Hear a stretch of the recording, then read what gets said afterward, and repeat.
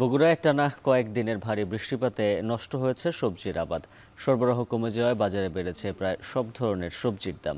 এ বিষয়ে আরও বিস্তারিত জানাতে যুক্ত আছেন সহকর্মী রাজীব সেলিম। সেলিম, জানাবেন আজকের বাজার পরিস্থিতি কেমন?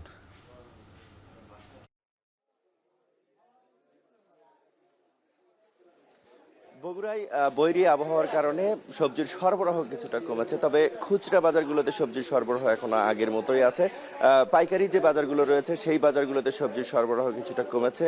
যারা চাষি রয়েছেন, যারা হাট বাজারগুলোতে সবজি নিয়ে এসেছেন, তারা বলছেন যে কয়েকদিনের টানা বৃষ্টিপাতের কারণে আসলে সবজির ফসল নষ্ট হয়েছে, সেই কারণে সবজির সরবরাহ অনেকটা কমেছে। স্বাভাবিকভাবেই বর্ষা মৌসুমে যে বৃষ্টিপাত হয় সেই বৃষ্টিপাতের কারণে আসলে সবজি ক্ষেত নষ্ট হয়েছে। তবে পাইকারি বাজারগুলোতে সবজি সরবরাহ কমার কারণে যে দাম বৃদ্ধি পেয়েছে সেই দামের প্রভাব কিন্তু এখন পর্যন্ত খুচরা বাজারে পড়েনি।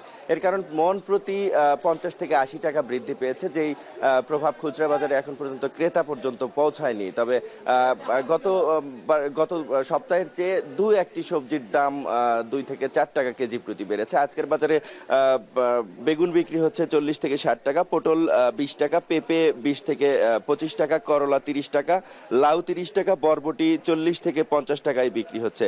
পাইকারি ও খুচরা বাজারের একটি তারতম্য রয়েছে।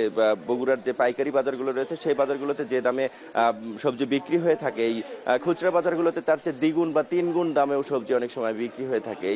এর কারণ ব্যবসায়ীরা বলছেন যে হাটের যে খাজনার খরচ সেটি এবং পরিবহন খরচের কারণে আসলে দাম অনেকটাই বৃদ্ধিতে বিক্রি করতে হয় এই রাজাবাজার, কলোনি বাজার, ফতে আলী বাজার সহ যে বাজারগুলো রয়েছে। তবে বগুড়া শহরের খুব কাছাকাছি যে মহাস্থান সবজির মোকাম রয়েছে, উত্তরবঙ্গের সবচেয়ে বড় সবজি মোকাম, সেই সবজি মোকামে সবজির সরবরাহ এখন পর্যন্ত ঠিক রয়েছে, কিছুটা কমেছে। সেই কারণেই দামের যে প্রভাব সেটি এখন পর্যন্ত পড়ছে। তবে এই খুচরা বাজারগুলোর যে বিক্রেতারা রয়েছেন তারা বলছেন যে সপ্তাহখানেকের মধ্যে দামে, খুচরা বাজারের দামে একটি প্রভাব পড়বে। কেজিতে অন্তত 5 থেকে 10 টাকা বৃদ্ধি পাওয়ার শঙ্কা করছেন বিক্রেতারা।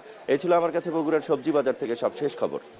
রাজীব সেলিম জানাচ্ছিলেন বিস্তারিত।